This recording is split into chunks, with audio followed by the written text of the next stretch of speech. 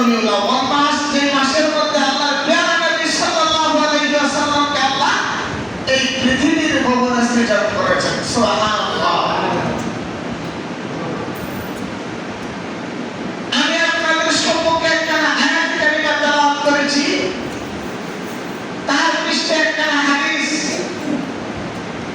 রাসূল সাল্লাল্লাহু আলাইহি ওয়াসাল্লামের ভালোবাসার মর্মান্তে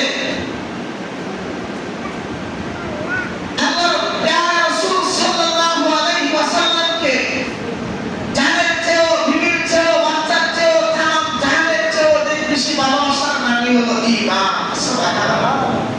লা ইউমিনু আহাদুকুম হাত্তা আকুনা আহাব্বা ইলাইহি মিন ওয়ালিদিহি ওয়া ওয়ালাদিহি ওয়ান নাসি আজমাইন। সুবহানাল্লাহ। আজমাইন তামাম আছে, তামাম দুনিয়ার মধ্যে যা কিছু আছে সব থেকে রাসূলের ভালোবাসা করতে থাকতে হবে। সুবহানাল্লাহ। এই মাসের মধ্যে আল্লাহর নবী এই পৃথিবীতে আগমন করেছেন।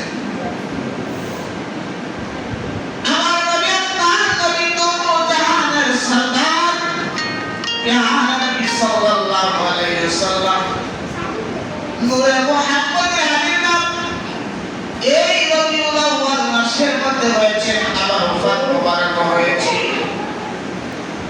মিলাদুন নবী সাল্লাল্লাহু আলাইহি ওয়াসাল্লাম তার উদযাপন করে।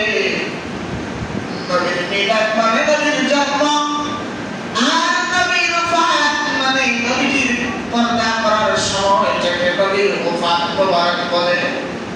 আমরা মিলাদুন নবী সাল্লাল্লাহু আলাইহি ওয়াসাল্লাম পালন করি নবীর আগমন। যে নবী আগমন তাহলে আমার আল্লাহ আসমান বানাইতেন না, জমিন সৃষ্টি করতেন না, লৌহ বানাইতেন না, কলম বানাইতেন না, জাহান্নাম বানাইতেন না, জান্নাত বানাইতেন না, কোনো কিছু আমার আল্লাহ বানাইতেন না। ওই নবীর উসিলায় তামাম জাহান সৃষ্টি করেছে। আর ওই নবীর জন্ম মুবারকে আমরা খুশি না। অনেকে প্রশ্ন করেছেন আল্লাহর নবী সাল্লাল্লাহু আলাইহি ওয়াসাল্লাম বড় না কোরআন শরীফ বড়? এই প্রশ্ন কিন্তু জায়গা বলা চলে। অনেকে এই প্রশ্ন করে বসে যে নবী বড় না কোরআন শরীফ বড়?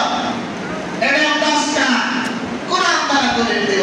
সুবহানাল্লাহ। এটা একটা সমাধান ইনশাআল্লাহ হবে।